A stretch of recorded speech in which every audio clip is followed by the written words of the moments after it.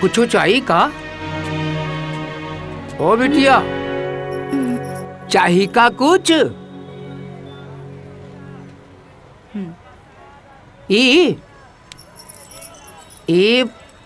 ई 75 रुपए का बा।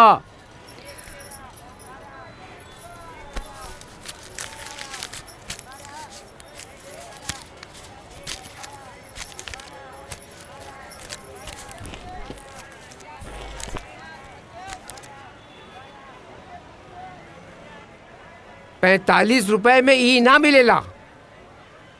कौ दिनी ना मिल सकेला। जा जा चला।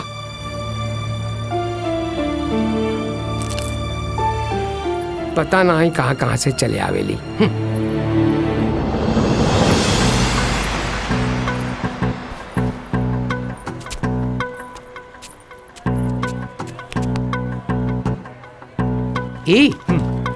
अच्छा सुना,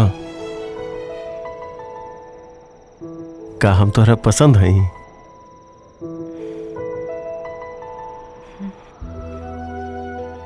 अरे जवाब तो दा। का हम तोहरा के अच्छा लागत हई? बोला ना।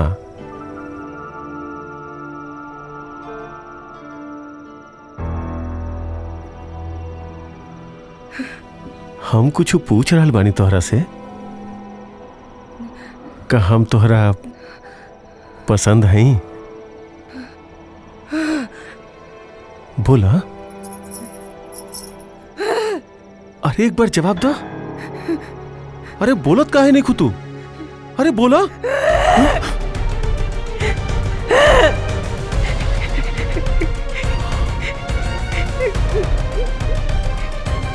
हटा यहां से।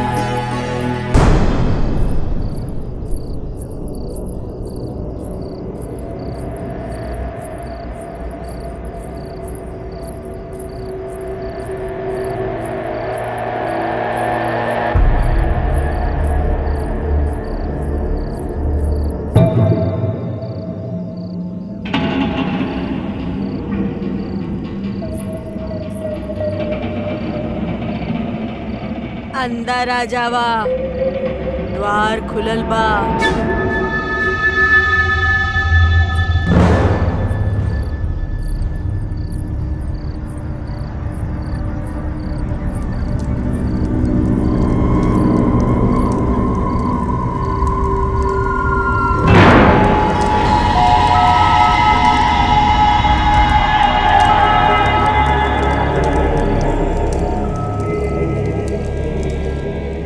मंदिरा के पास लोग दुख लेके आवेले और ओकर निवारण लेके जावेले। महाकाली के कृपा हो, आ जावा।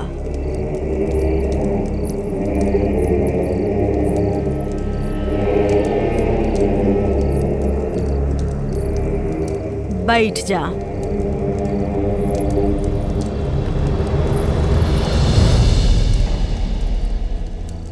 बोला, का काम बा?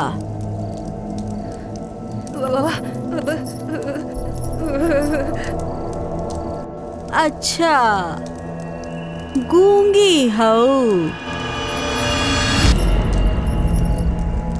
तोहार भाषा समझेनी हम, बाकी जरा धीरे धीरे बतावा। बोला, माई बाप नइखे?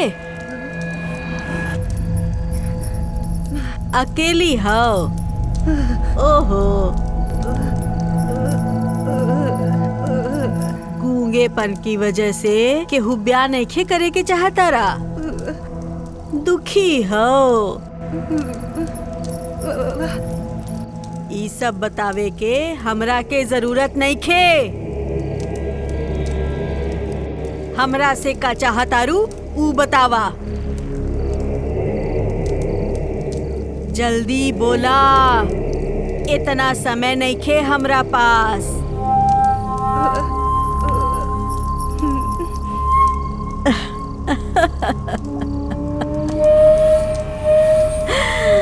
केहू पसंद बा?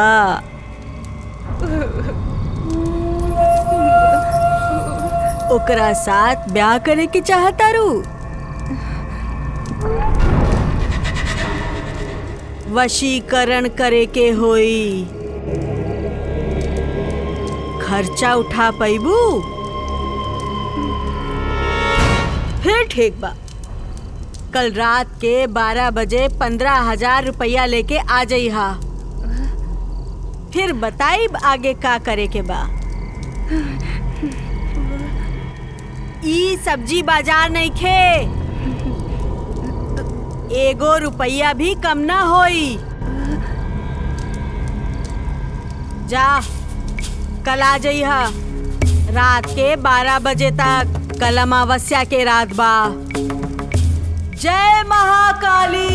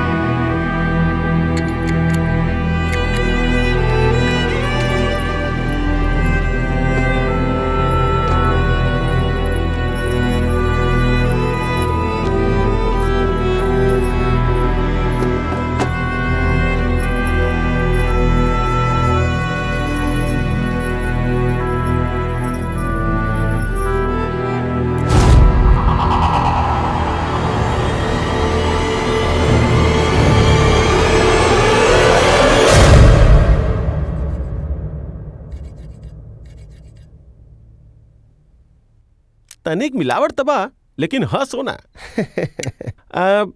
बासु, एकर और एकर मिला के 11,000 दे सकतनी। ई 10 और ई 11,000। नाही बासु, इतना नाही हो सकत। अब कहा कि पहले ही बहुत चढ़ा के लागल बा। बासु हमरो तो धंधा करे के बा। देखो अब बेचे के बाद तो ठीक, नहीं तो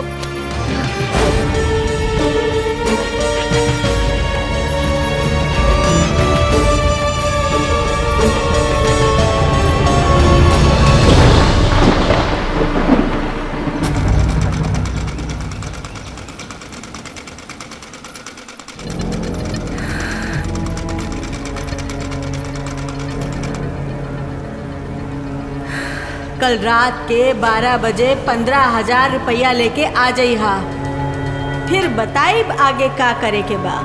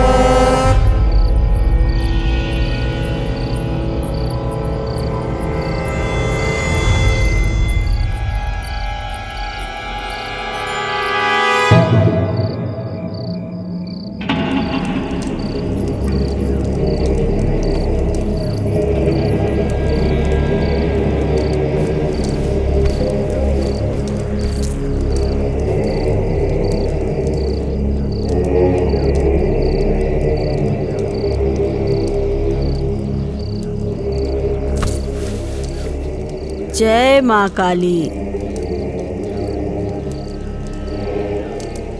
अब ध्यान से सुना, ओकर कौनो करीबी सामान हमरा पास लेके आवा। ओकरा के तोहरा बस में करे खातिर बहुत बड़ा विधि करे के पड़ी।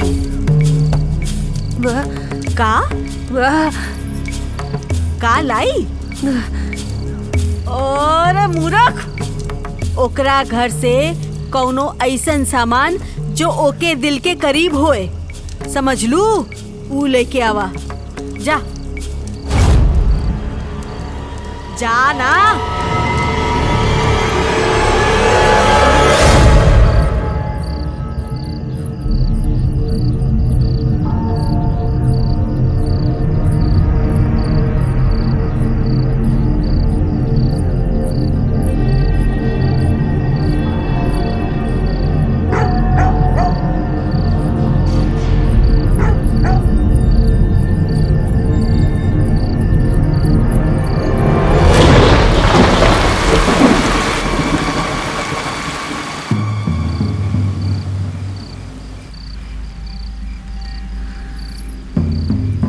ओकरा के तोहरा बस में करे खातिर बहुत बड़ा विधि करे के पड़ी। ओकर कौनो करीबी सामान हमरा पास लेके आवा।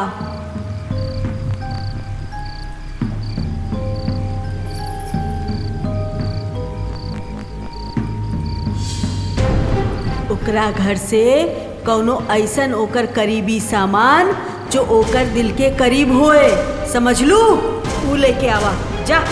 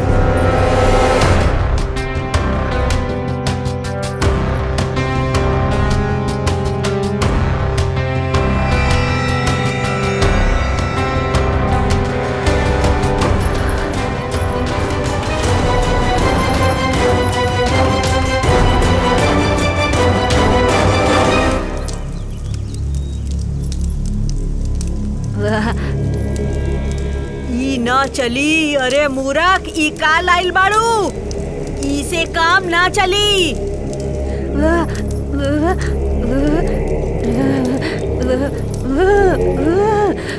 अरे कह तो देनी ना कि ना चली। वसीकरण करब कोनो हंसी की खेल ना बा। जा कोनो और सामान लेके आवा जे ओकर बहुते करीब होए। जा जा।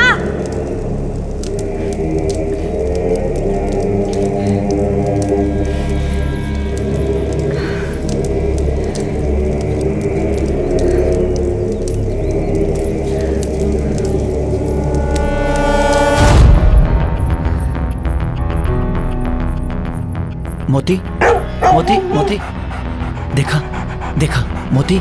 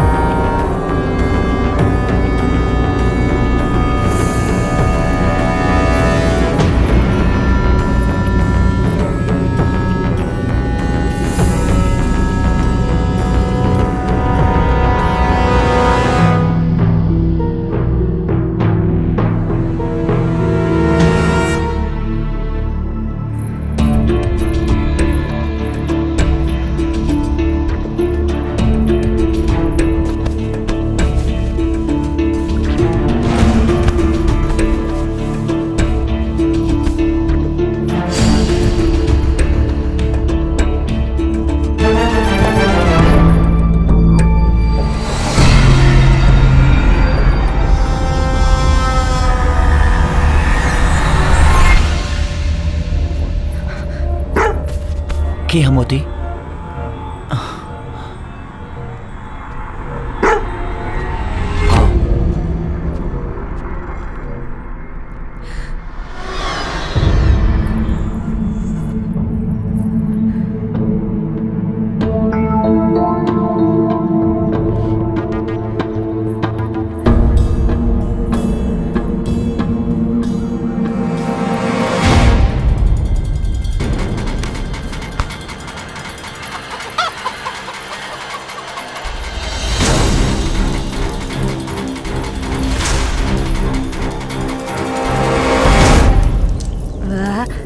ई ना चली।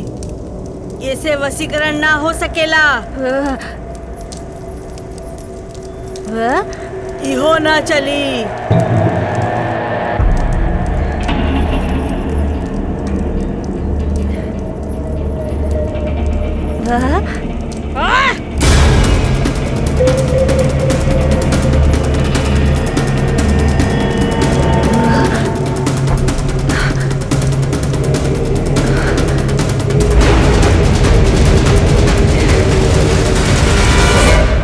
ना, इहो ना। उ जवान बा, तंदुरुस्त बा। कुछ ऐसी चीज लेके आवा जो ओके बहुत ज्यादा करीब होए। जा, हमार वक्त बर्बाद मत करा, जा।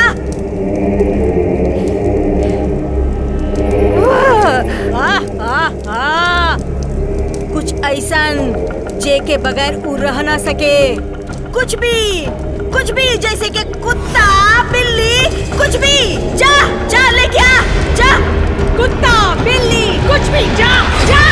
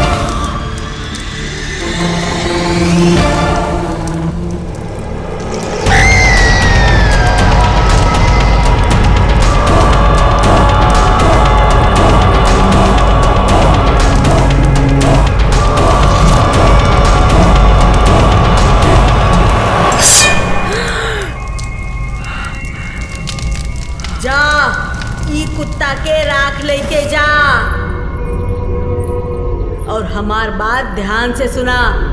बिहाने जब वो नहाए आवे तो अपन पूरा बदन पे ई राख मल के ओकरा सामने खड़ा हो जइहा। जैसे ही ओकर नजर तोहरा ऊपर पड़ी उ जीवन भर तोहार शरीर के गुलाम हो जाई। पूजा करी तोहार। जा, माँ काली के आशीर्वाद बा, पर ध्यान रखिहा पूरा बदन पे राख मल के ही ओकरा सामने जइहा। देख लिया ऊ तोहार दीवाना हो जाई। जय माँ काली।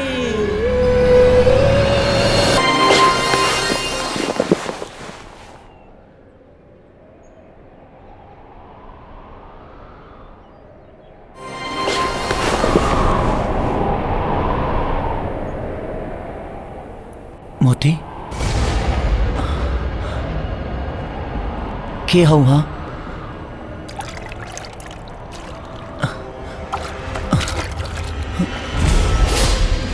मोती मोती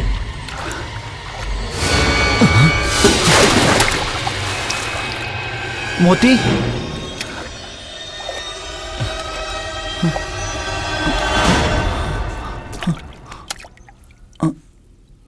मोती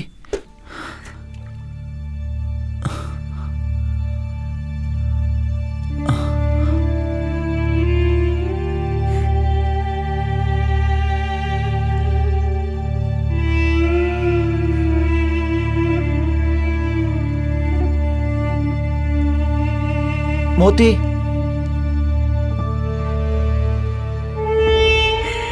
जैसे ही ओकर नजर तोहरा ऊपर पड़ी उ जीवन भर तोहार शरीर के गुलाम हो जाई।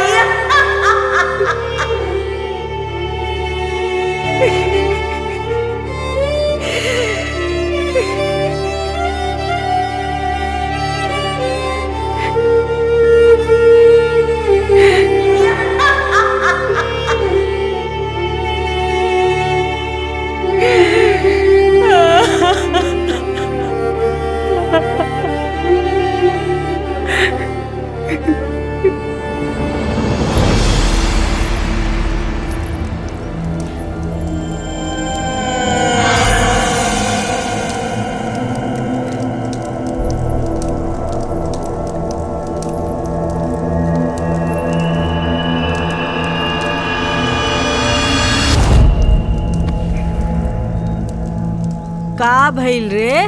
भइल तोहार काम? बतावा तो सही, भइल का?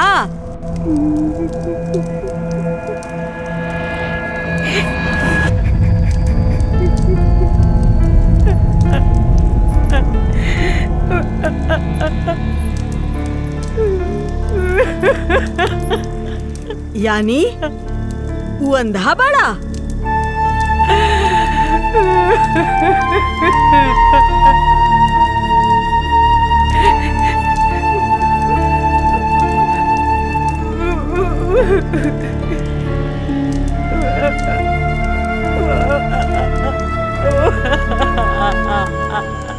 अब एमे हमार का कसूर बा? अब हमके का पता रहे कि ऊ देख ना सकेला? अब तू हमके बतौले रहतू तो हम कोनो और विधि करती ना। हमार वशीकरण ना होए ऐसन हो ही ना सकेला। अब जब ऊ देखे ना सकेला तो इमे हमार का कसूर बा? अगर ऊ तोहरा के देख ले तो आज तू ओकर बाहों में होत।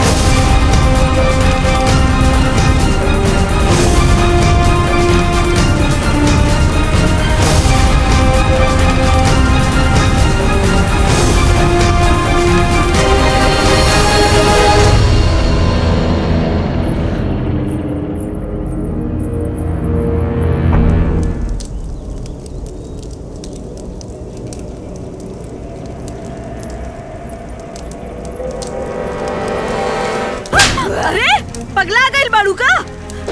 अरे काहे मारत बाड़ू? अरे हाँ ऊ अंधा ना बा? ई नामुमकिन बा, नामुमकिन बा ई। यदि वो अंधा ना बा तो हर काहे ना भइल? अरे पागल, वो अंधे बाड़ा।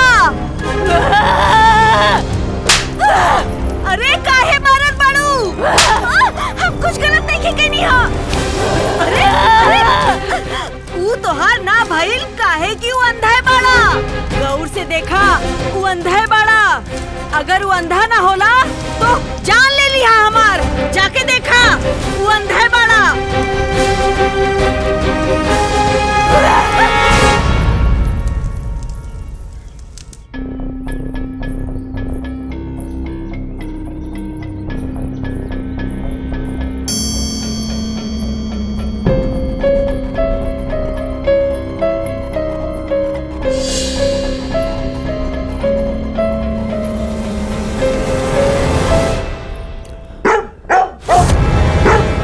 के हा मोती? के हा? के हा मोती? मोती के हा? बोलत काहे निखे? के हा? हम पूछा तानी के हा? जे भी है बताओत काहे निखे?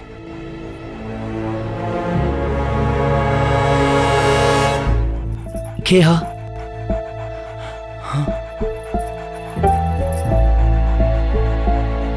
के हा? जे भी है बता दे। के हा? तो के का चाहिए? मोती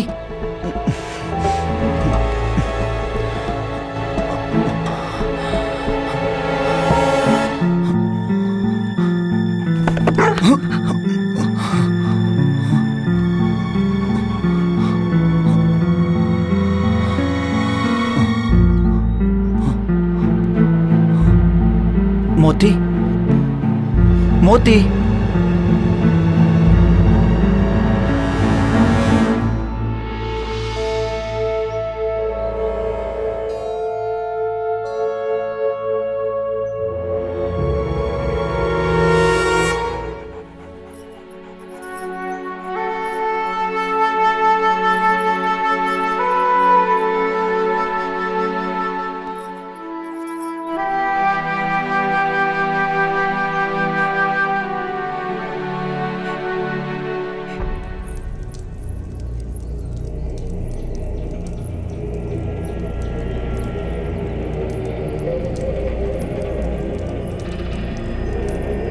देख ले लू ना,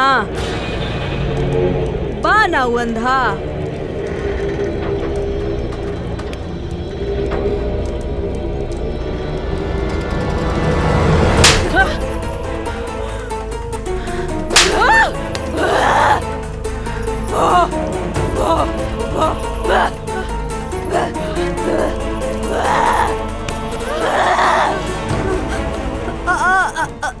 रुका, देखा, हमरा के मारा मत।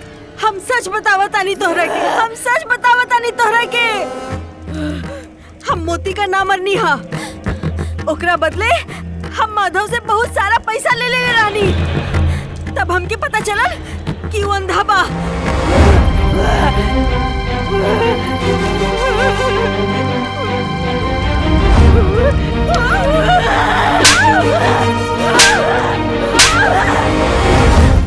अरे बस करा, मार डाल बुका। इमे हम का कर सकत रहनी? इमे हम का कर सकत रहनी? जब ऊ तोहरा के देखबे ना करी तो ऊ तोहार कैसे होई?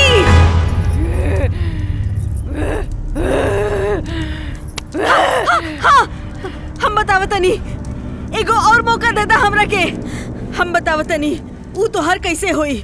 अगर तब भी ऊ तोहार ना भइल त इहे खंजर से हमार गर्दन काट दिया। ठीक बा? ध्यान से सुना, हमार बात माना। जाके दाई माँ से मिला।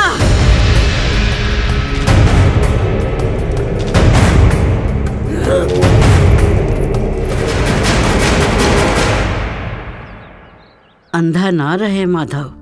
अरे एक हादसा में ओकर माई बाप चल बसले और वो दोनों आँख से बेचारा लाचार हो गईल। बस तब से वो घर के जिम्मेदारी हमरे सर पर बा और राम जाने ये उम्र में कब तक निभा पाईब। ओकर आँख की रोशनी लौट सकत हा, बस केहू अपन आँख दान कई दे। अरे हम तो डॉक्टर से कह कह के थक गई नी कि हमरे आँख ले लो। अरे और का बात चल बा हमरा खातिर ही दुनिया में देखे के। पर वो बोलले, अम्मा जी तहार आँख तो मोतिया के वजह से कमजोर पड़ गईल बा, साफ मना कर देले।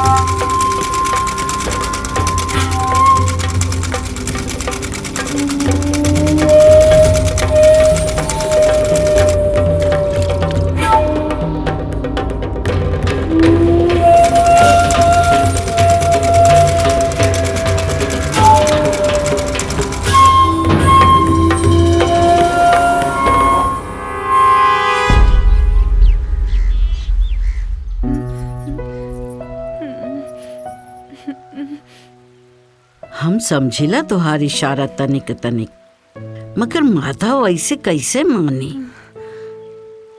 ओकरा यकीन दिलाए के पड़ी कि तू ओके चाहेलू।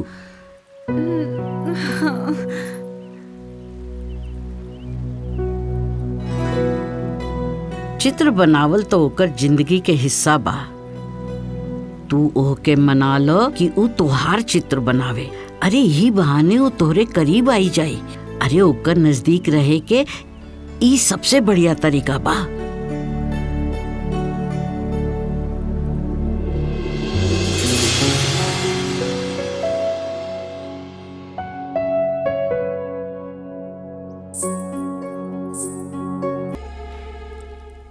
देखा तू बहुत मुस्कुराता रू। अरे में कौनो दिक्कत नहीं है, तू जोर से हंसा।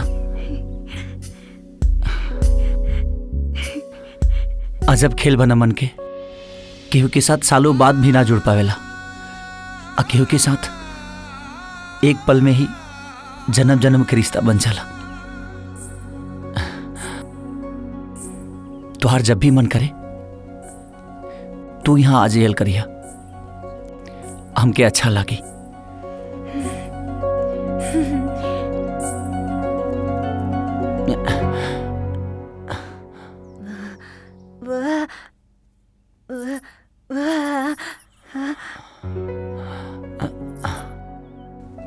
ये हम नहीं समझ पावत।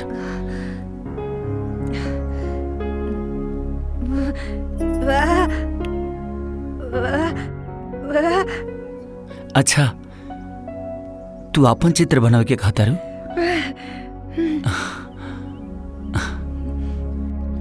ठीक बा, बनाइब।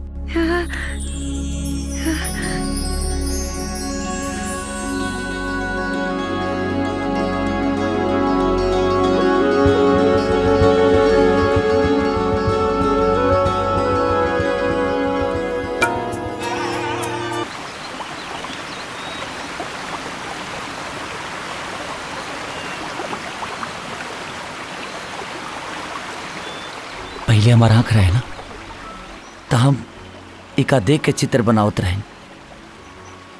लेकिन अब महसूस करके बनाई ले। का हो गई? देख ही ना सकीले ना, महसूस तो कर ही सकीले। एक बात और, हमके यहाँ बैठ के ना अजब सुकून मिलेला। तू तो देख सकेलू ना, भगवान के भी लीला अजीब बना। हम देख ना सकीले और तू बोल ना सकेलू। कौनो बात ना, अब हम तोहरा आंख से देखब। अब हम बोलब, तोहार आवाज बन के हम बोलब। हमके ऐसा लागत है ना, मतलब केहू आपन सा मिल गई, जेकरा साथे उठे बैठे बात करे में बहुत अच्छा लागता। अब हमके अकेलापन महसूस नहीं खे होत। ऐसा लगता माना कि हमरा पास हमार आँख आ गई होके। शायद यही से अब हम तोहरा आँख से सब कुछ देख सकीले। हम तो से एक बात पूछी, का तू सच में हमके चाहता रहो कि फिर?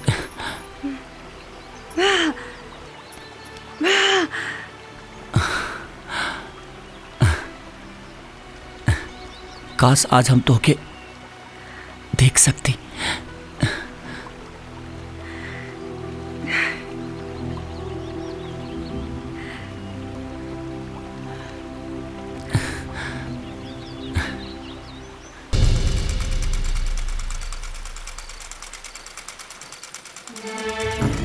भगवान के भी लीला अजीब बना, हम देख ना सकीले और तू बोल ना सकेलू। अब हमके अकेलापन महसूस नहीं खे होत।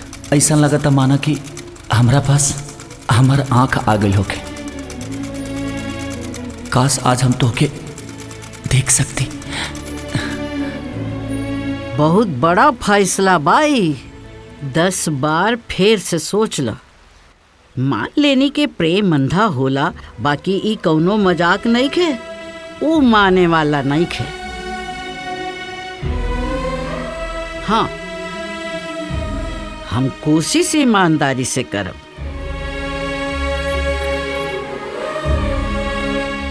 हम कहनी नू, हम कोशिश करब।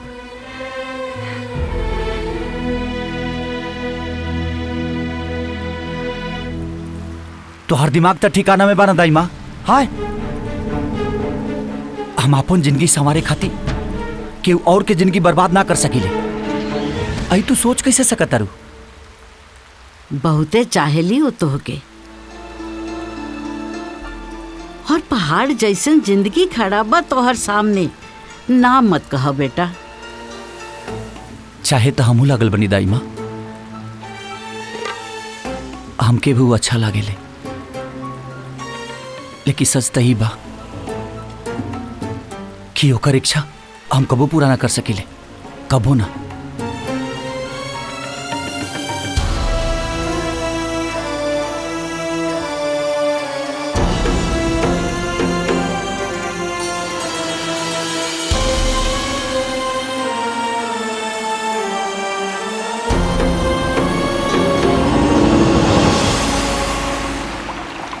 तू हमारे साथ रह लो ना तो अजीब सा सुकून मिलेला। का ई काफी नहीं है? का हम तुहार आवाज बन के और तू हमार आंख बन के का ही सफर ना काट सके ले जा?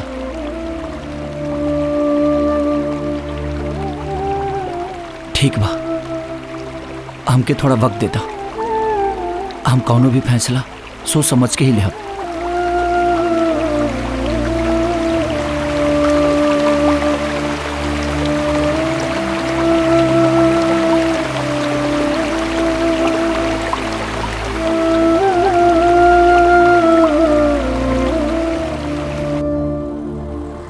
देखिए, ये मेडिकली संभव है, लेकिन इसमें खतरा भी है और गैरकानूनी भी है।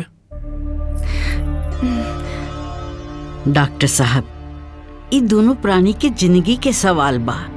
रवा कसों करके ना इनका लोग के जिंदगी बनावे में हमारी मदद करी। देखिए, हमको आपकी एक आंख निकालनी होगी और आपको जिंदगी भर एक आंख से काम चलाना होगा। ठीक है, ऑफिशियली तो मैं ये नहीं कर सकता। आपको हमें लिखकर देना पड़ेगा कि मैं अपने होशोवास में ये करवा रही हूँ।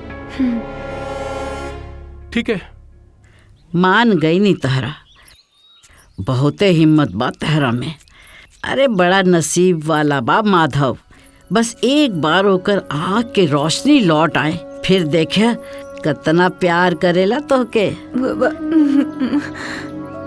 अरे का भइल जे तू बोल नहीं खु सकत है? गुण तो बहुते बा तोहरा में। खूबसूरत बाड़ू, सुशील बाड़ू, सब काम करे के जानताड़ू। अरे तू हो ओकरा साथ बहुते खुश रहबू। बस हमरा तो यह इच्छा बा कि जल्दी से तू ई घर का बहू बन के आ जा और ई घर के संभाल ला। अरे अरे ई घुटना ठीक बा ठीक बा।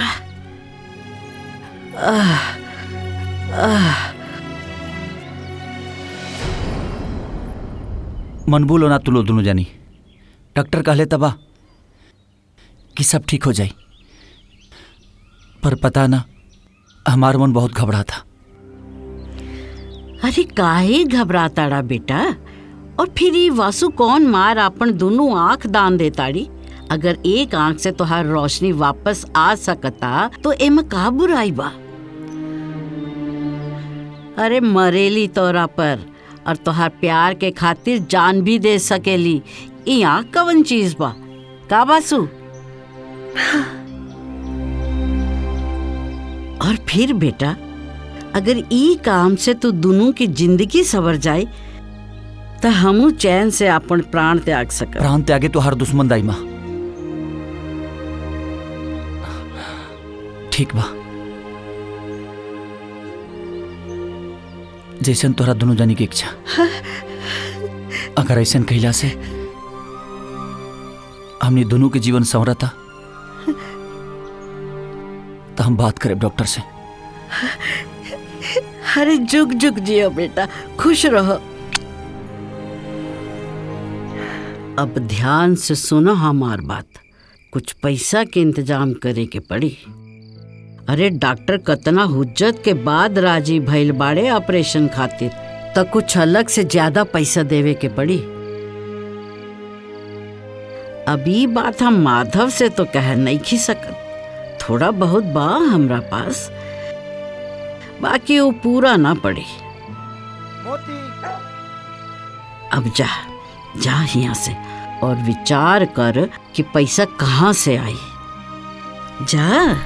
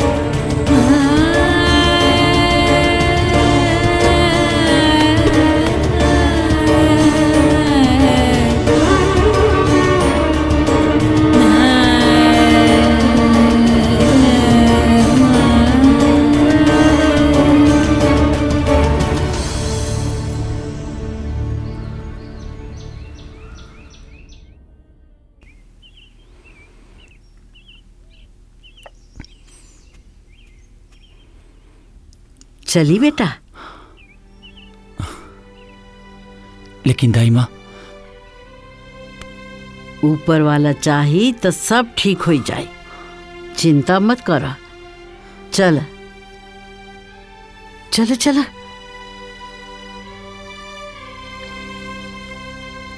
आवा।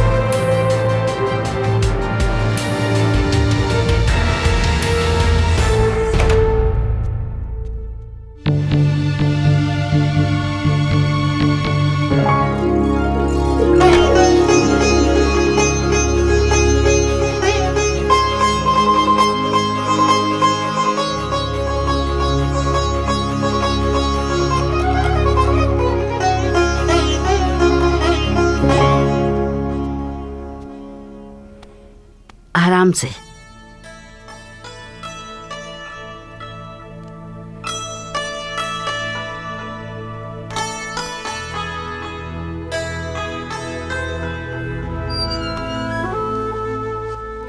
दाई माँ,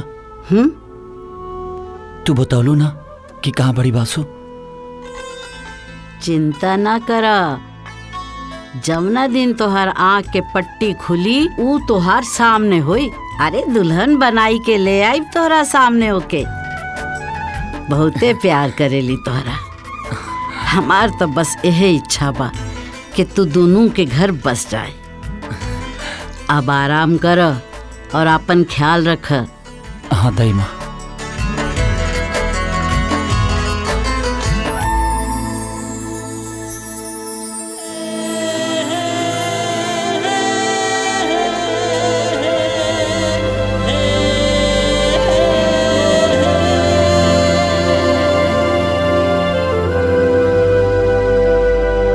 माधव, बेटा काहे इतना मेहनत से चित्र बनावताड़ा? अब जब ये आँख के पट्टी खुल जाए तब अच्छा से देख के बना ले। दाई माँ, ना जाने काहे सन लगा था कि हम कुछ भूले लागल बानी। आँख के खुशी के आवे के एहसास के बदले कुछ खोला खोला जैसन बुझा था।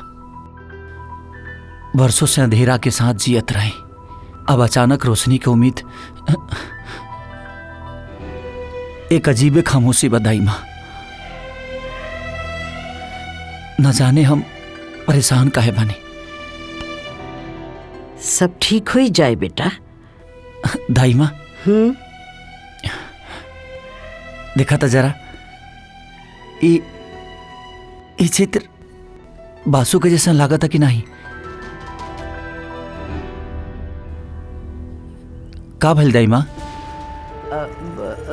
हाँ हाँ, बिल्कुल ओकरे जैसन लागत बा।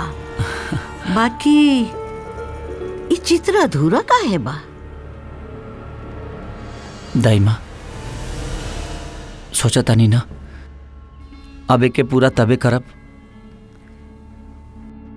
जब हमरा आँख की रोशनी आ जाए और बासु हमरा सामने बैठी। अरे ऊ खूबसूरत दिन के ता हमरा भी बरसों से इंतजार बा, जब तू दोनों के एक साथ देखल करब। एगो नया जीवन के शुरुआत करते। हम खाना लेके आवतानी। जी दाई माँ।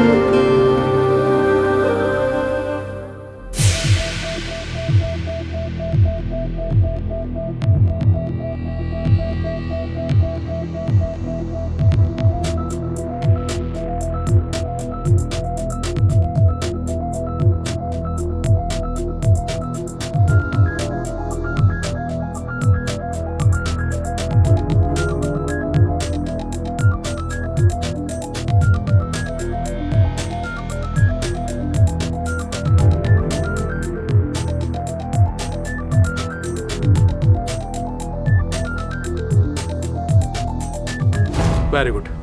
अब अपनी आंखें धीरे धीरे खोलिए। दाई माँ, हम कहले रहनी ना आँख खोलते समय हमारा सामने रही। सबसे पहले हम ओकरा के देखल चाहता नहीं जेकरा वजह से हमरा आँख के रोशनी वापस आइल बा। अरे बेटा, वो तो घर पर तो हर रात देखा ताड़ी। त ठीक बा दाई माँ, अब हम अपन आँख ओकरा सामने ही खोलब। अब लेकिन बेटा,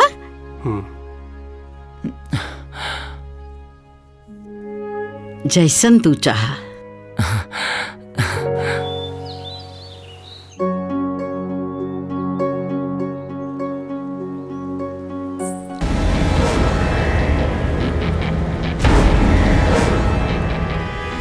वासु, जब दोनों के एक ही ओके के बा तो ई पर्दा काहे खातिर? का हम ई तोहर घूंघट हटा सकीले?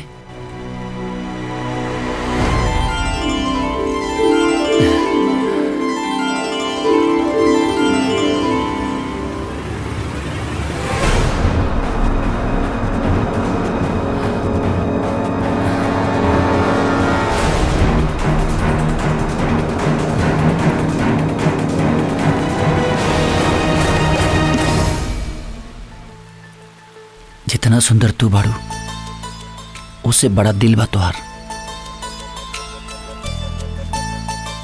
आज अगर हम देख पाओ तनी ना, तो रुकर कारण सिर्फ तू बाड़ू। तोहारी कर्जा जीवन में कबो ना उतार सकिले। ना जाने ये ऊपर वाला ना इंसाफी कैसे कर देले। दिल बड़ा देले, खूबसूरत चेहरा देले और आवाज छीन ले। काश आज हमनी के बात कर पाती जा।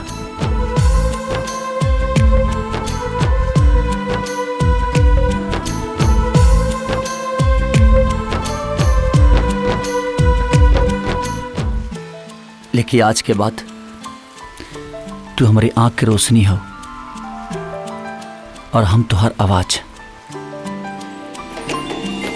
साथ जियल जाई और साथ मरल जाई।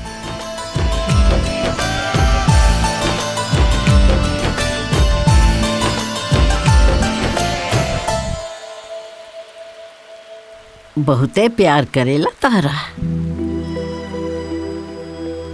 बस तू दोनों एक हो जा तो हमार चिंता खत्म। बिटिया, आज दिया के सामने तू वरमाला पहना दे, फिर समूचा गांव के सामने पूरा विधि विधान से ई शादी कराइब।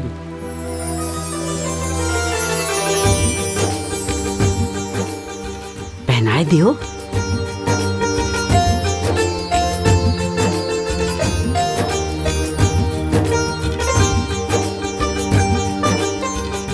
ई लो बेटा।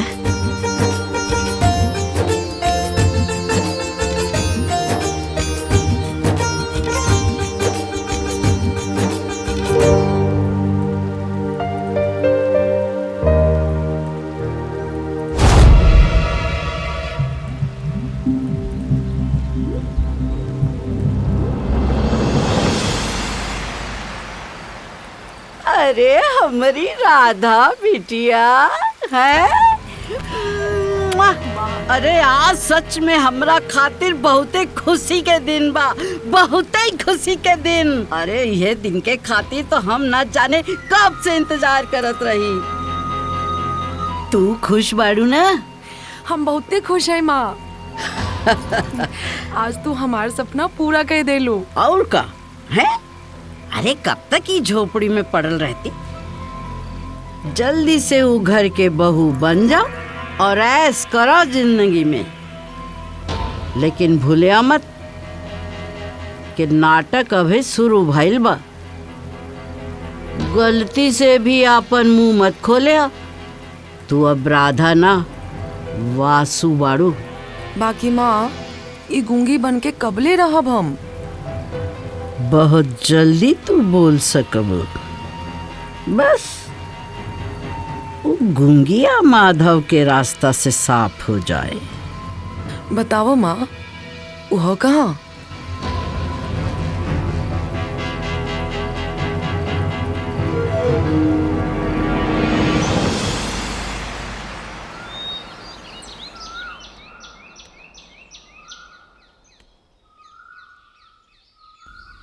दाई माँ, मोती, ये सब लोग कहाँ चल गए? हाँ?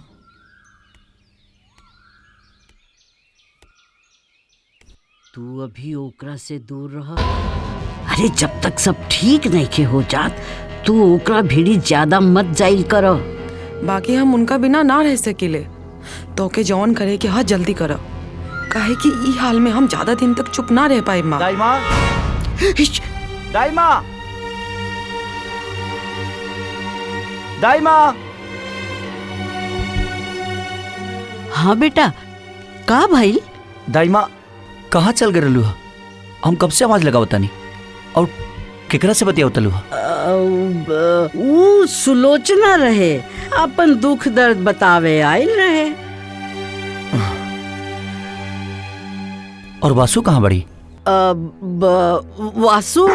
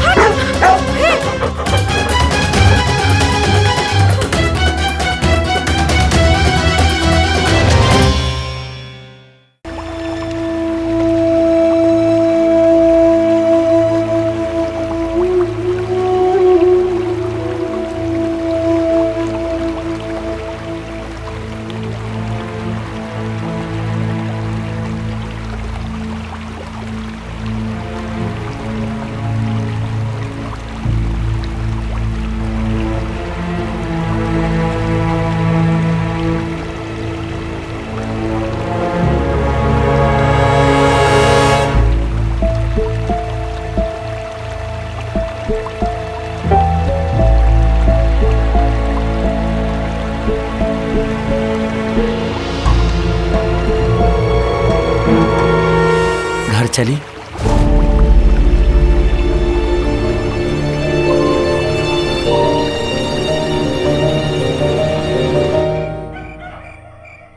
दाई माँ, हमके ऐसा लागत था ना कि मन में कुछ सही नहीं के चलत।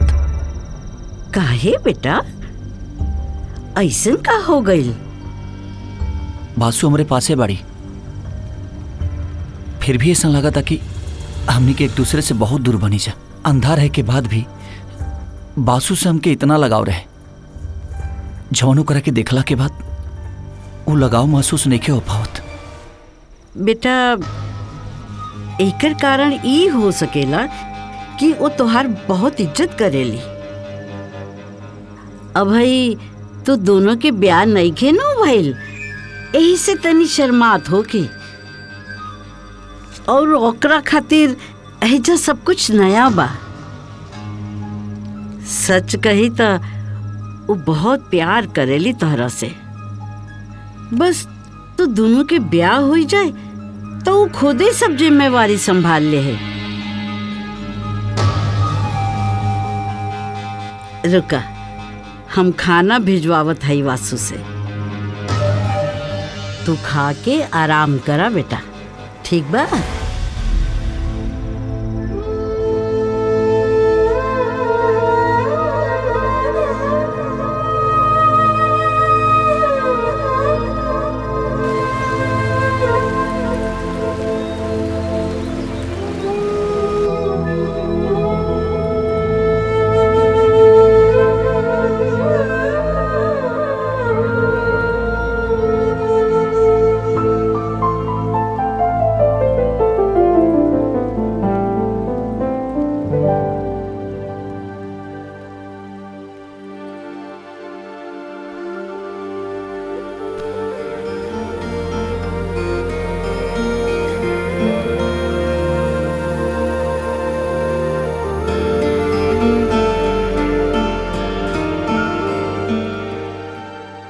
दाई माँ, दाई माँ। हाँ बेटा, कुछ चाहिए का? बासु कहाँ बड़ी? उनका के हमारा पास भेजा था। हाँ, भेजत हई। ए वासु, माधव बेटा बुलावता तहरा। ये राधा, ए कहाँ बारू? जल्दी जा। हाँ आवतिया। जल्दी जा।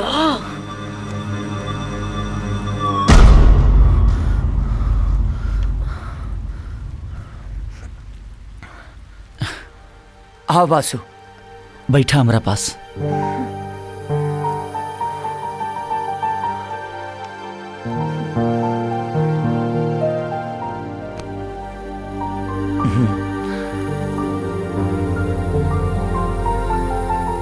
अब एकरा के पूरा करे के वक्त आ गइल बा बासु।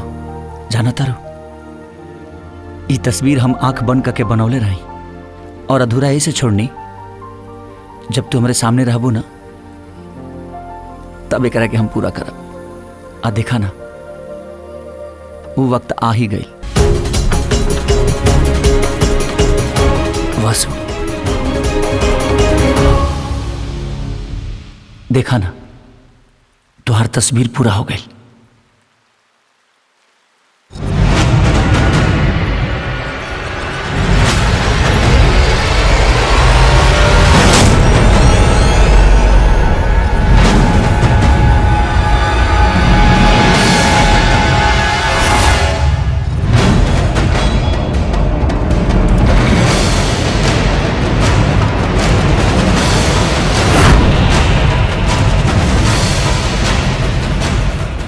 के हो तू? के हो तू? सच बतावा, के हो तू? तू बासु ना हो सकेलो। का नाम हो तोहार? का नाम हो? राधा। राधा? तो बासु कहाँ बड़ी?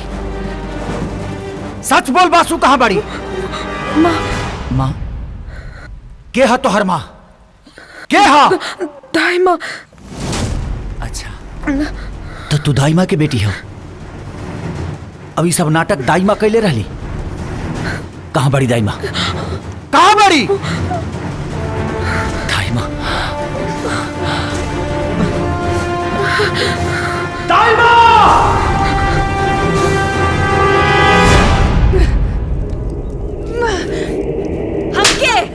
हमके मरले रहलू ना थप्पड़, हमके मरले रहलू ना थप्पड़। इला अब सूद समेत लौटाइब।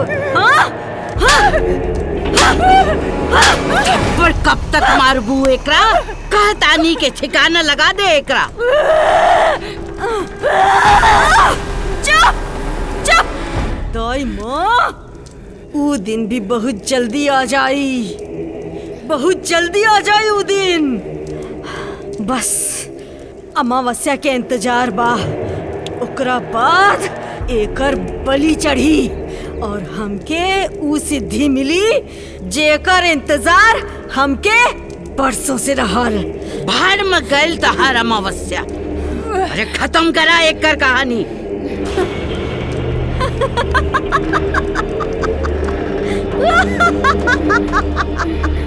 दाई माँ, सब कुछ तोहार मन से ना चल सकेला। इतना दिन एकरा के बचा के रखनी है ना, 2 दिन और सही। सिद्धि के खातिर हमके 2 दिन दे दा। ऊ रात एकर बलि दे के हम अपन देवता के खुश कर ले और तोहरा के भी।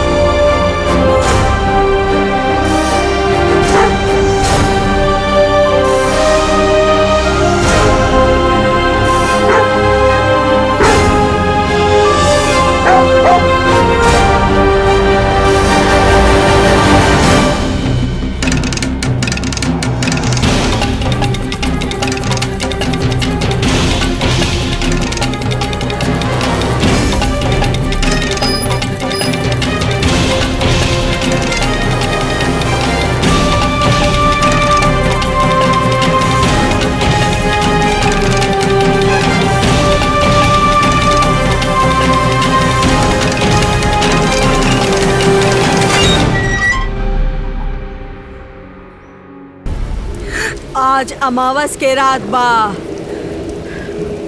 ला ऊपर आ ही गईल, जेकर बहुत बेसब्री से इंतजार रहे हमरा के।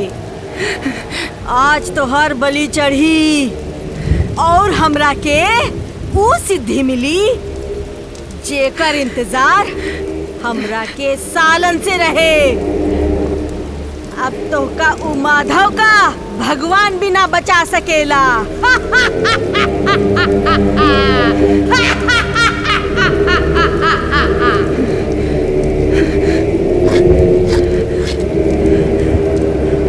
जय महाकाली।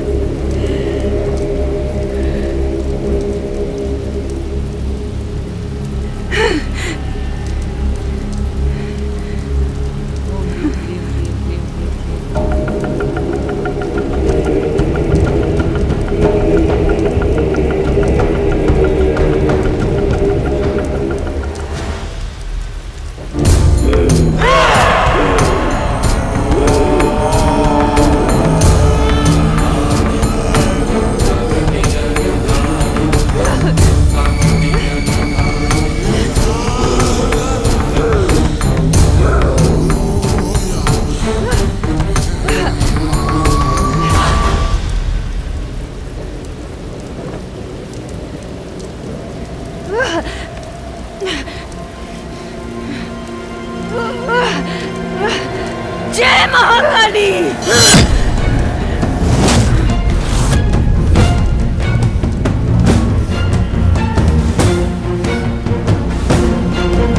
छोड़ दे हमरा के, आज ही ना बच सकेली।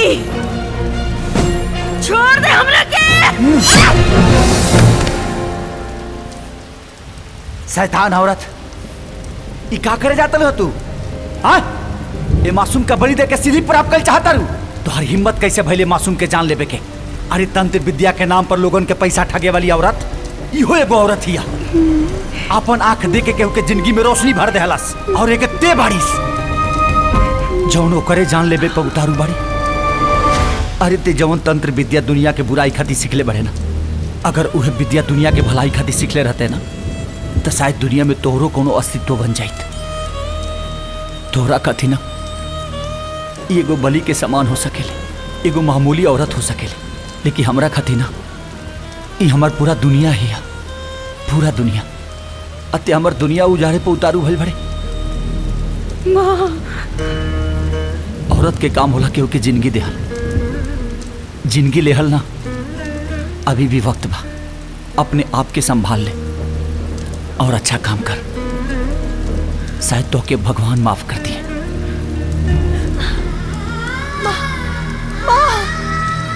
माधव, माधव, माधव। वासु,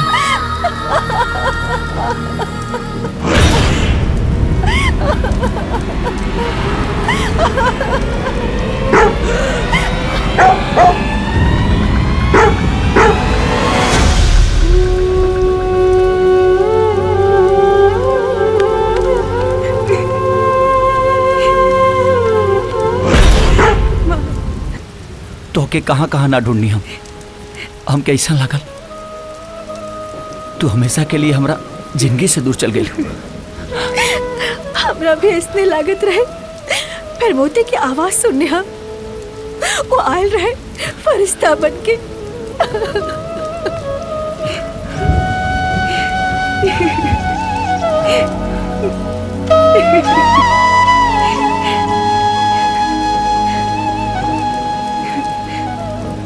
चल टाइमा, हम तो के अपना माई के दर्जा दें, लेकिन तू तक के कई से भी बदतर निकल लू। हम तोहरा ऊपर कितना भरोसा करत रहनी और तू हमरे के बर्बाद करे पर लागल रहलू। अरे तू एकर जान लेकर अपना बेटी के खुश देखल चाहत रहलू।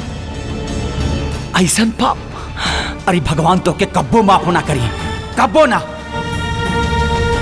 निकल जा यहां से।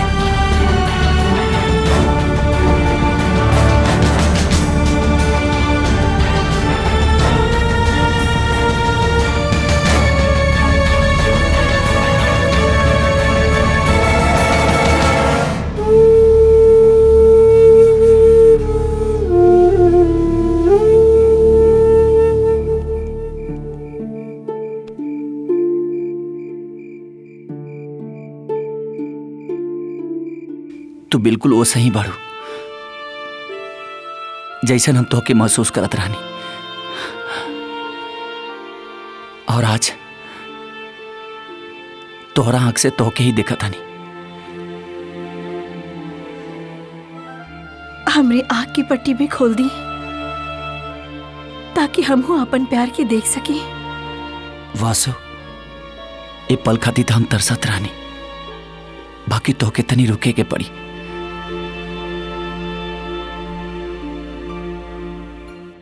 जब तोहरा आंख के पट्टी खुली ना, तब मंडप सजल रही, लोग हुई, हम दुल्हा बन के तोहरा सामने खड़ा रहा और तू हमार दुल्हन।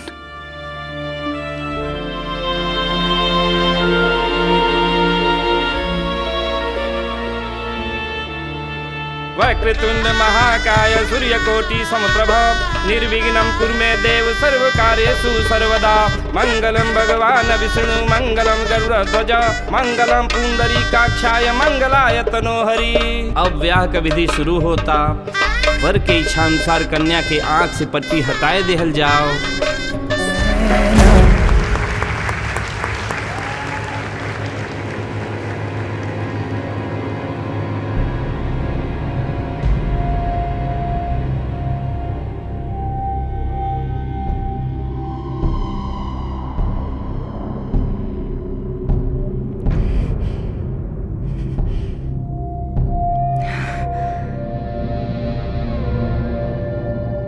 अब कन्या वरमाला पहनाई है।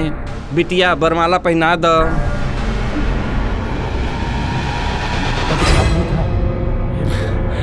ये क्या चक्कर?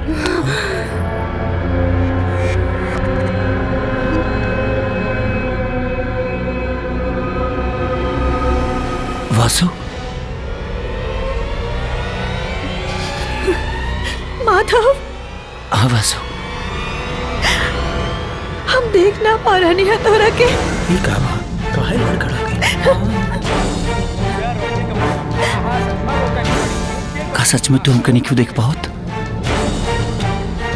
नहीं, ही है, पहले गूंगी रहे, अब आवाज आई तो अंधरा गई। माधव का राधा के साथ खाना बिना आवाज आई तो अंधरा गई। माधव का राधा के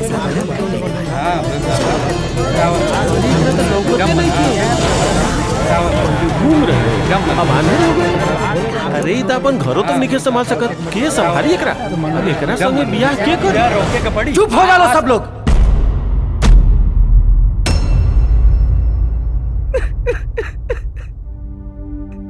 अभी ब्याह केहू ना रोक पाई, केहू ना। ये हमरा के अंधा जानला के बाद भी हमसे प्यार करत रहे। आज एकरे आंख से आप सबको और ये दुनिया के देख पाओ तनी हम। और जे भी एकरा भावना के साथ खिलवाड़ के लिए बना, ओकरा के भगवान कब्बो माफ ना कर पाई। कब्बो ना, कब्बो ना। और एक बात और, हमरा से प्रेम करे के हक सिर्फ बासु के बा, सिर्फ बासु के। ए जन्म का, हर जन्म में हम बासु के अलावा केहू और के ना हो सकीले।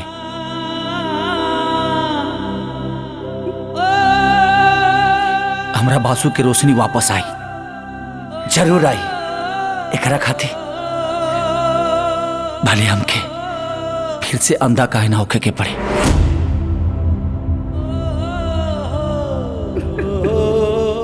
वासु,